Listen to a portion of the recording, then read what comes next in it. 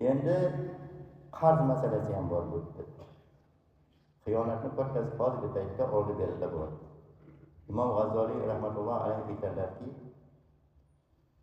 sen odamlarni his-tuyg'usini o'ynab, ularning mollarini olib, yeb, ichib, mazza qilib o'ynab, o'zingda yo'q, xursand bo'lib yuribsan.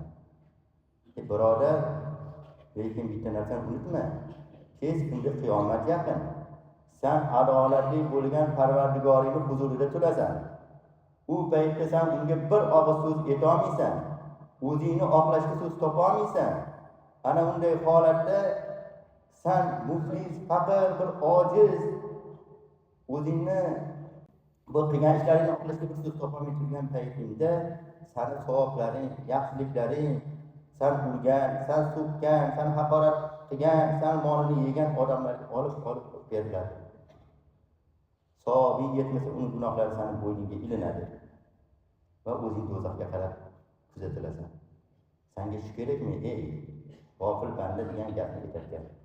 Bu to'g'risida hadisni ko'p aytganmiz. Payg'ambarimiz sollallohu alayhi vasallam aytadilar-ku, muflis banda ummatimda namozi, ro'zasi, zakoti bilan keladi, lekin kimnidir so'kkan, kimnidir urgan, kimnidir molini yegan, kimnidir haqorat qilgan va uni savoblari olib beriladi, hech narsasi qoladi, savob yetmasa uni gunohi beriladi va do'zaxga tashlanadi degan hadisni Abu Hurayra roziyallohu anhu rivoyat etdi.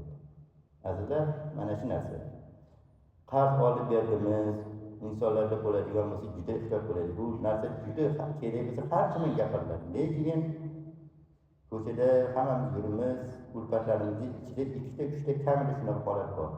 Kelishmovchi bo'lib turgan, oldi bergisi bor, vaqtida bermaydi. Qimmat arzon mashinalarni haydab yuribdi, to'ylab qo'yapti qo'sha.